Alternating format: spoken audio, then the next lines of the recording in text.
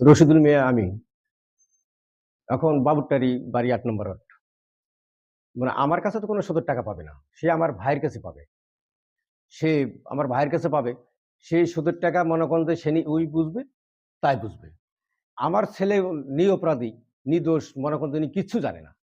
কিচ্ছু জানে না। এনাকে এই ফাঁকা জায়গা পাইয়া স্কুলের মনে করেন দক্ষিণ পাশে ফাঁকা জায়গায় পাইয়া একে আর গাড়ি আরেক করার পরে আমার বেটা টানা হাসরা করলো গাড়ি দিবে না। এরা ২ বাপ বেটা কি করলো মনে করেন যে আপনার আ মানে ওর বাপ মনে করেন যে দড়ি ওই গাড়ির দড়ি খুলে মনে করেন যে গালা পল্টে ধরে। নিঃশ্বাস নিতে দেয় না। আমার বেটা কোনো চিল্লাতে দেয় না। আর ওর বেটা জোবায়েত মনে করেন যে আপনার অনেক মানে ওই বলে যে মারধর করে। মানে দড়ি দিয়ে মনে করেন যে গোছা দড়ি আছিল, ওই গোছা দড়ি দিয়ে একসময় পিঠে মানে বুকে তার আঘাত করে।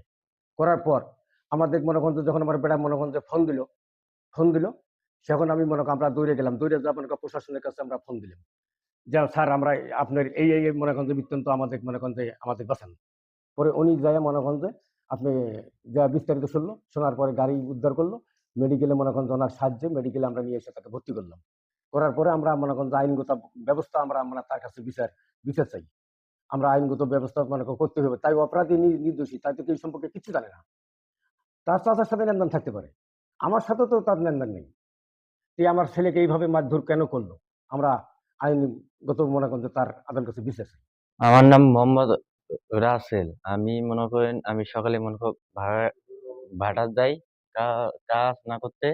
আমি মনে করো বাড়িতে আসি ভাত ভাত খাবার মনে করো ভাতটা খাই দিয়ে আমি যাব কাজে। আর দোলার বেটা জোবাই আমাকে মাঝখানে মনে করো ফাঁকা জায়গা পাইয়া আমাকে মারধর করে আমার গলা রশি ধরে দোলা আর দোলার বেটা আমাকে পিঠে মারধর করে আমাকে মনে করো রাস্তার মাঝখানে ফেলা দিয়া তারপর ওরা গাড়িতে নিয়ে চলে যায় আমি এই যে আমার ভাবসাবের কাছে সুদের টাকা পাই। আমি এলের বিষয় আমি এলে কি কিছু জানি না। আমার কেন এলে মারধর করলো এটা আমি থানাতে এলে আমি অভিযোগ করবো। এটার আমি বিচার চাই। আমি অথবা মামলা করবো। আমার আবার গাড়ি আবার অটো ভ্যান আবার পুলিশের দ্বারা আবার উদ্ধার করলো। তারপর আমি মেডিকেলে ভর্তি হলাম।